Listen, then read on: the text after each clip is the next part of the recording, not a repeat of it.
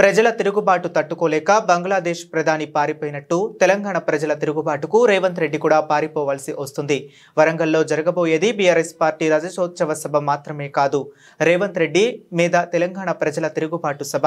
మాజీ మంత్రి ఎమ్మెల్యే జగదీష్ రెడ్డి పోలీసులను అడ్డం పెట్టుకొని తిరుగుతాం, పోలీసులు మమ్మల్ని కాపాడతారు, ఏదో టీఆర్ఎస్ కార్యకర్తల మీద కేసు పెట్టి భయపెట్టవచ్చు, సోషల్ మీడియాలో రాష్ట్రంలో మీద కేసులు పెట్టి భయపెట్టవచ్చు అని ఒక పిచ్చి భ్రమంలో ఉన్నారు. కానీ ఒక్కసారి ప్రజల్లో తిరుగుబాటు మొదలైతే పోలీసు మిలిటరీ ఎవ్వడు కూడా ఆపలేడు. ఉరికిచ్చుడు మొదలైతే ఒక్కడు కూడా ఊళ్ళకి రాలేడు. కాంగ్రెస్ పార్టీ ఎమ్మెల్యేలు కావచ్చు, మంత్రులు కావచ్చు, ఊళ్ళలో తిరగలేడు. ఇవాళ గాల్లో తిరుగుతున్న మంత్రులు గాల్లోనే కలిసిపోవాలి తప్ప ఎక్కడ కూడా దిగలేరు. తుంగతుర్తిలో, హుజూర్నగర్లో, సూర్యాపేటలో కాదు, తెలంగాణలో ఏ జిల్లాలో కూడా దిగలేరు.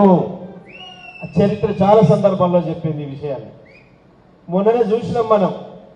4-5 నెలల క్రితం బంగ్లాదేశ్ అధ్యక్షురాలు పారిపోయి వచ్చి భారతదేశంలో దాచుకుంటుంది. పోలీసే కాదు, మిలిటరీ మొత్తం చుట్టూన్నా ఆపలేకపోయింది. ప్రజలు తిరుగుబాటు మొదలైంది.